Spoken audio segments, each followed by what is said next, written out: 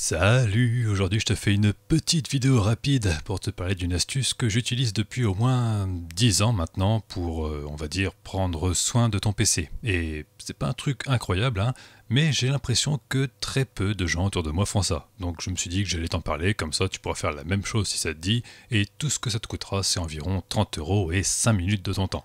Alors, je sais pas comment tu utilises ton PC, mais moi, je suis du genre à avoir mes disques durs constamment pleins, comme mes couilles. Et le problème, c'est que même si un SSD aujourd'hui ça vaut plus rien, on peut pas en rajouter à l'infini. On n'a pas des cartes mères avec 50 ports SATA, donc au bout d'un moment, on est limité. Et la seule solution pour avoir plus d'espace de stockage, c'est de changer un SSD pour un plus gros, qui lui va forcément coûter plus cher. Ou alors de se faire un petit serveur à la maison. Attends, je vais boire une petite gorgée d'eau. Ah ouais. Mais pour 30 €, tu peux avoir un début de solution face à ce problème en achetant un tout petit SSD. Et quand je dis tout petit, aujourd'hui pour 30 balles, tu as 240 Go, donc c'est largement suffisant pour ce qu'on va faire. L'idée est simple, ce que je fais, c'est que je prends toujours un SSD qui va me servir de poubelle.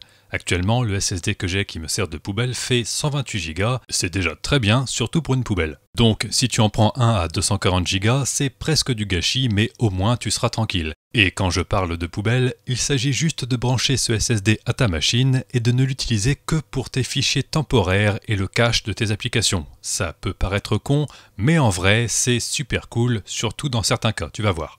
Je pense que tu es au courant, Windows crée des fichiers temporaires régulièrement, pour toutes sortes de raisons. Je te donne un cas concret, tu ouvres un dossier qui contient des photos, les miniatures vont apparaître, ça va être des miniatures que Windows va fabriquer et stocker dans des fichiers temporaires.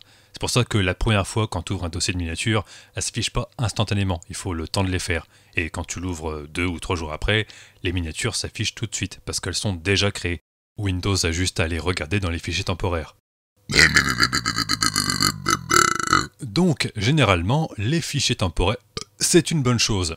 D'ailleurs, petite parenthèse, mais les gens qui s'amusent à utiliser des programmes de nettoyage à la con comme CCleaner tous les jours, ce que vous faites est complètement débile et contre-productif, puisque vous effacez ces fichiers temporaires qui ne sont pas indispensables, oui, mais donc à chaque fois que vous ouvrez un dossier de photos, vous demandez à Windows de recréer les miniatures. Donc au final, ça ralentit votre système, et en plus, vous faites travailler votre ordinateur plus souvent. Donc arrêtez de faire ça, c'est idiot.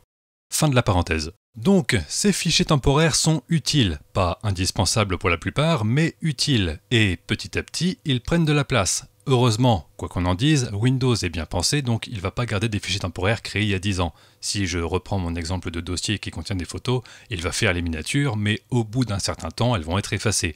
Mais ça prend quand même un petit peu de place. Et là, je te parle des miniatures, mais il y a plein d'autres raisons pour lesquelles Windows peut te créer des fichiers temporaires. Et il y a aussi d'autres programmes qui vont créer des fichiers temporaires. Ton navigateur internet, par exemple, dès que tu ouvres un site web, il va télécharger les images de chaque page, il va ajouter une ligne dans l'historique, créer des cookies.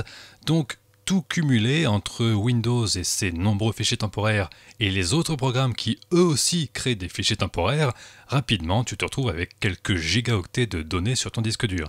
Et si tu utilises des programmes qui créent beaucoup de fichiers temporaires, tu peux prendre pas mal d'espace disque dans la gueule juste à cause de ça. Donc on en vient à mon SSD poubelle. Pour une somme tout à fait modique, tu peux t'acheter un SSD qui ne te servira qu'à stocker tes fichiers temporaires. Et il y a plein d'avantages à faire ça. Le premier avantage, c'est que si tu as 150 Go de fichiers temporaires, eh ben tu t'en bats les couilles en fait. Ils sont sur un SSD qui sert à ça justement, donc t'as pas à te prendre la tête à essayer de supprimer des trucs inutiles pour gagner de l'espace sur ton disque dur principal. Ton SSD principal ne contiendra jamais de merde.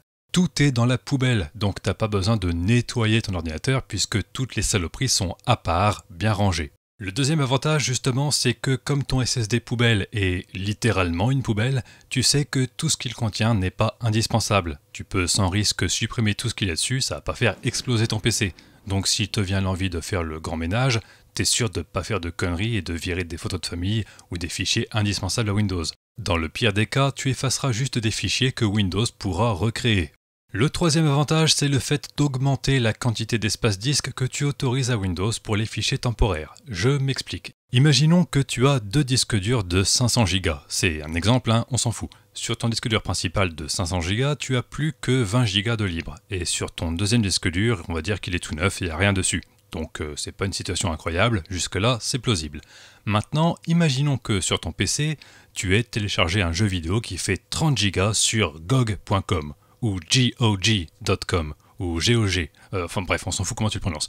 Tu as donc 20 Go de libre sur ton disque dur principal et un jeu vidéo à installer qui en fait 30. Donc tu vas l'installer sur ton disque dur secondaire sur lequel il y a plein de place. Sauf que tu pourras pas, parce que les installateurs GOG ou GOG ou GOG, bref, ils vont s'extraire comme un zip auto-extractible qui va d'abord créer les fichiers sous forme de fichiers temporaires à l'emplacement par défaut des fichiers temporaires de Windows, donc sur ton disque dur principal, pour ensuite, quand tout sera décompressé, les copier sur ton disque dur secondaire, là où tu as demandé à ce que ton jeu soit installé. Et comme le jeu pèse 30 Go et que tu as que 20 Go sur ton disque dur principal, eh ben tes 30 Go tu pourras pas les extraire. Donc tu ne pourras pas installer ton jeu de 30 Go sur ton deuxième disque dur, même s'il y a toute la place qu'il faut.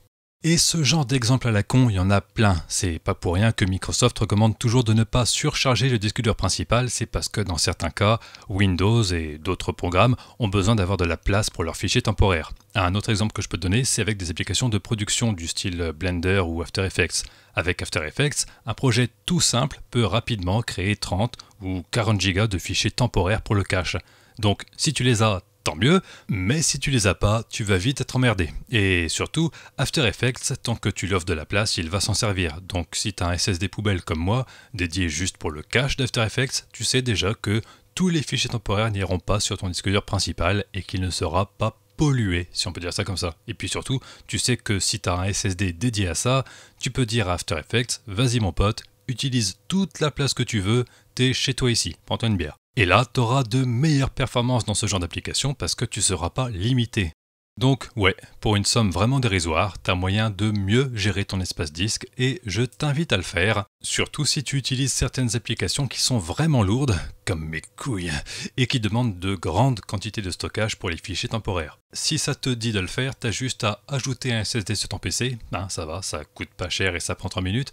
Ensuite, tu vas dans le menu démarrer, tu tapes variables et tu sélectionnes modifier les variables d'environnement système. Tu cliques sur variables d'environnement et tu cherches TMP et TEMP. Tu verras, le tableau est séparé en deux, tu as une partie pour ton compte utilisateur, c'est là où il y a tous les fichiers temporaires qui concernent ta session Windows, et une autre partie pour Windows en général.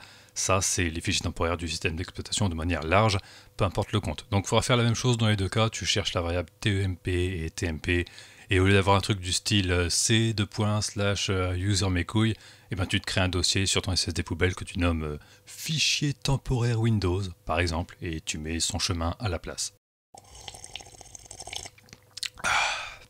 La plupart du temps, les applications utiliseront le dossier de fichiers temporaires de Windows, donc tu n'auras pas de problème, mais dans certains cas, si je reprends After Effects en exemple, lui, il utilise son propre dossier, par défaut sur le lecteur C. Donc, suivant l'application, tu regarderas, mais parfois, tu auras peut-être besoin de lui créer un dossier rien qu'à lui et de le changer. Si je dis pas de conneries, je crois que c'est pareil avec le cache du navigateur de Chrome. Si tu utilises Chrome, il va utiliser un dossier qu'il aura créé lui-même sur ton disque dur principal. Donc il faudra que tu ailles dans les options de Chrome pour lui dire maintenant tes fichiers temporaires, tu les mets pas sur mon SSD normal, tu les mets sur mon SSD poubelle, STP. Et puis c'est tout. Voilà, c'était ma petite astuce. Et juste pour conclure, évidemment, si tu prends un SSD tout pourri made in China, tu vas peut-être perdre en performance puisque tes fichiers temporaires ou le cache de tes applications seront stockés sur un truc super merdique et très lent, c'est logique.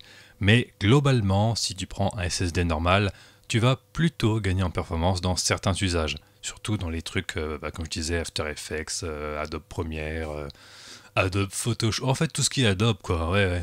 Enfin bon, ça casse pas trois pattes à un canard, mais au moins comme ça tu sais que c'est possible si ça te dit de le faire. Je te fais des bisous et je reste dans les commentaires pour voir ce que vont dire les utilisateurs Linux. Je pense que ça va être drôle.